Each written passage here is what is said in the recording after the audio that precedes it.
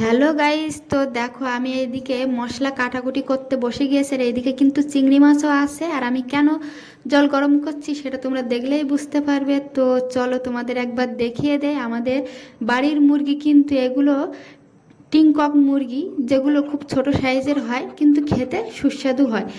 আর তো দেখো এইদিকে আমাদের দেশি মুরগি কাটা হচ্ছে, তার কারণও আছে। কি রান্না করবো ভাবছিলাম, ভাবতে ভাবতে তোমাদের দাদাভাই বলছে আজকে একটু মাংস খাওয়া যাক চলো। তো সেসব ভাবতে ভাবতে এদিকে আবার ঝড়ও উঠে গিয়েছে। আর সেই কারণে কিন্তু মাংস রান্নাটা তোমাদের দেখাতেই পারিনি। আর এত হাওয়া দিচ্ছিল, আমি যে থালা বাসনগুলো ওখানে উপর করে রেখেছিলাম সেগুলো উড়ে উড়ে সব বাইরে চলে গিয়েছিলো। আমি কিন্তু পরে আবার কুড়িয়ে এনেছিলাম। আর এই দিকে দেখো আমাদের কালু মশাই, ও তো উঠোনের মাঝখানেই বসে আছে। এত ঝড় হচ্ছে, ওর কোনো ব্যাপারই নেই, ভয় লাগছে। আর ঝড়ে কিন্তু এত পরিমাণে ঝড় হয়েছে, কারোর টিন উড়ে গেছে, কারোর টালির চাল ভেঙে গেছে। আর যে কারেন্টের যে খুঁটিগুলো দেখতে পাচ্ছি, এই তিনখানা পড়েছে। আর কারেন্ট তো ছিলই না, সেই সন্ধেবেলা কারেন্ট এসছে। আর ভিডিও ছাড়ারও প্রবলেম হয়ে গেছিলো। তো ভিডিওটা যেদিনকে ঝড় হয়েছিল তার পরের দিন কিন্তু আমি ভিডিওটা ছাড়ছি। আর এই ঝড়টা কিন্তু দুপুরের একটু পরেই হয়েছিল, মানে 2-2 আড়াইটির দিকে এরকম ভিডিও মানে ঝড়টা হয়েছিল। তো আমি মানে যখন ভিডিওটা করেছি অনেকটা কমে গিয়েছে, তারপরেই কিন্তু ভিডিওটা করেছি। তো দেখো কত জল হচ্ছে, আর জলে এক- আমাদের উঠোন ড্রেন হয়ে চলে যাচ্ছে। আর দেখো এত হাওয়া দিচ্ছিল, যার ফলে মানে বারান্দাটা ভিজে যাচ্ছিল। আর তার পরের দিন কিন্তু সকালবেলা আমি বসে গিয়েছি ভেন্ডি কাটতে। আর আগের দিন সেই ঝড় হয়েছিল, ঝড়ে কিন্তু আম পড়েছিল।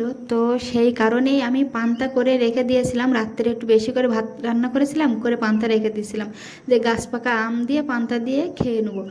তো সেই কারণেই সকালে এখন রান্না না থাকলে যা কাজ, আগে সবজিগুলো আমি কেটে গুছিয়ে নিচ্ছি। তো ভাবছি ভেন্ডি আলুর ভেন্ডি আলু ভাজা করব। আর তোমাদের দাদা ভাই কালকে এত বর্ষা হয়েছে তাই দেখে কিন্তু চলে গিয়েছিল সমিতির বিলে জাল পাততে। আর জাল পেতে কিন্তু কই মাছ, চ্যাং মাছ আর শিং মাছ হয়েছে। তো ভাবছি ওদের জন্য মানে মাছের ঝাল করে দেবো। আর আমার জন্য এই যে ভেন্ডি ভাজি, কিন্তু আমি একা খাবো না, সবাই এই ভেন্ডি ভাজাটা খাওয়া হবে।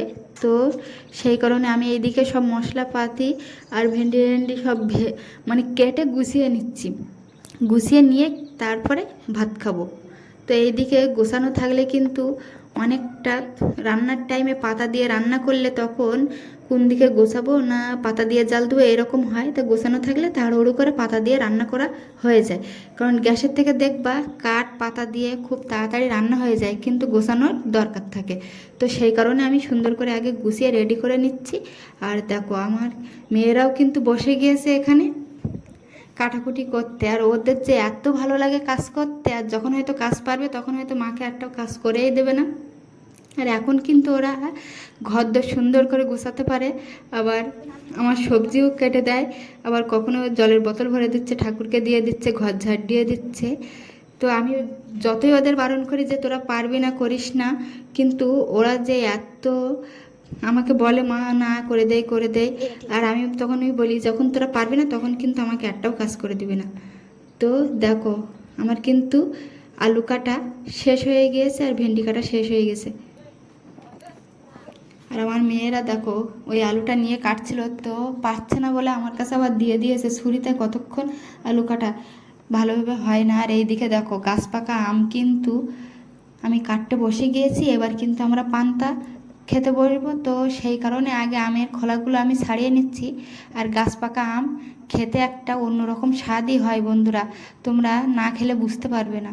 গাইস, কারা কারা লক্ষ্মীর ভাণ্ডারের থেকে অন্নপূর্ণা ভাণ্ডারে আসছে আমাকে কমেন্টে জানাবে। আর এই নিয়ে সমস্ত জায়গায় তোলপাড় হয়ে যাচ্ছে, খবরে অনেক রকম কথা শুনতে পাচ্ছি, কোনটা সত্যি কোনটা মিথ্যে এটা আমি বুঝতে পারছি না। সব অনেক রকম খবর দেখছি। আর তো আমার কোনো চিন্তাই নেই, আমি তো এবার ভোটও দিয়েছিলাম আর সমস্ত ডকুমেন্টস আমার আছে। তো কাদের কাদের কি প্রবলেম, কিসের জন্য কি, আমাকে একটু জানাবে অবশ্যই। আর আমিও বুঝতে পারছি না, আমার সব রকম ডকুমেন্টস আছে কিন্তু তবুও আমি একটু টেনশনে আছি যে কি ডকুমেন্টস লাগছে, কি হচ্ছে কি না হচ্ছে, কেউ একরকম বলছে কেউ আর একরকম বলছে। তো ওই নিয়ে একটু টেনশনে আছি। তো আর বকবক করব না, এবার এখানে ভিডিওটা শেষ করব। আর আমার ভিডিও যদি তোমাদের ভালো লেগে থাকে অবশ্যই লাইক কমেন্ট শেয়ার আর সাবস্ক্রাইব করে পাশে থাকবে। সাবস্ক্রাইব না করলে আমার পরবর্তী